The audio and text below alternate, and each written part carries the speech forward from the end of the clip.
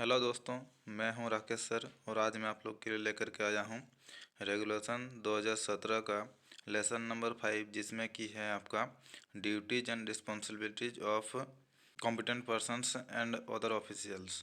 ठीक है, तो देखिए इस वीडियो में आप लोग को बताऊंगा। देखिए आपको कौन से डेजिग्नेशन का, कौन से रेगुलेशन से संबंधित उनका ड्यूटीज एंड रिस्पॉन्सिबिलिटीज लिखा हुआ है।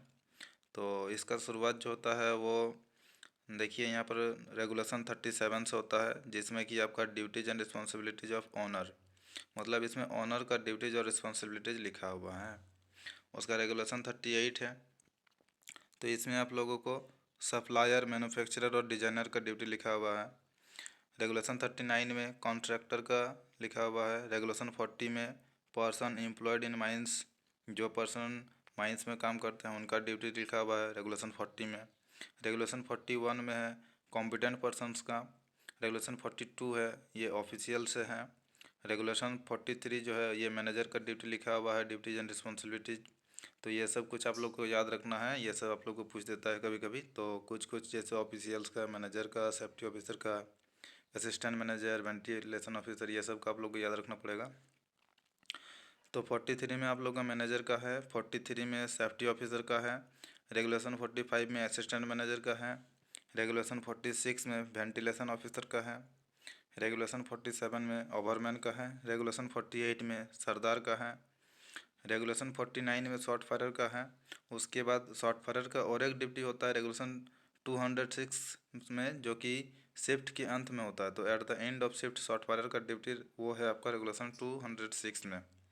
उसका रेगुलेशन 50 जो है ये सपोर्ट मैन का है। रेगुलेशन 51 एमएमबी अटेंडेंट का ड्यूटी है। रेगुलेशन 52 लैंप रूम इंचार्ज का है। रेगुलेशन 53 में सर्वेयर का है। रेगुलेशन 54 में इंजीनियर का है। रेगुलेशन 55 में वाइंडिंग इंजीनियरमैन का है। रेगुलेशन 56 में बैंक्समैन एंड ऑन सेटर का है। उसके बाद रेगुलेशन 57 में हॉलेज अटेंडेंट्स का है। रेगुलेशन 58 में लोकोमोटिव ड्राइवर्स का है। रेगुलेशन 59 में coal cutting and loading machine drivers and fitters का है। उसके बाद रेगुलेशन 60 में मैगजीन इंचार्ज का है। रेगुलेशन 61 में register keepers and attendance clerk का ड्यूटी लिखा हुआ है। रेगुलेशन 62 में HEMM operator excluding truck, tipper and dumper operator, मतलब truck, tipper and dumper driver को छोड़ करके। उसके बाद रेगुलेशन 63 में जो है वो truck, tipper and dumper operator का दिया हुआ है, जो कि ऊपर में छुटा हुआ था, ये भी HEMM के अंतर्गत ही आता है। उसके बाद रेगुलेशन 90 में जो है पर्सन राइडिंग और वर्किंग इन शाफ्ट, मतलब वैसे पर्सन जो शाफ्ट में काम करते हैं और राइडिंग करते हैं। तो देखिए यहाँ पर मैं आप लोग को बताया जो कि एकदम सीरियल वाइज से किस किस रेगुलेशन में किस किस डेजिग्नेशन वाले पर्सन्स का ड्यूटी लिखा हुआ है। तो इसी रेगुलेशन के अनुसार, इस रेगुलेशन में जो जो गाइडलाइंस दिए हुए हैं उन्हीं के अनुसार ये लोग काम करते हैं।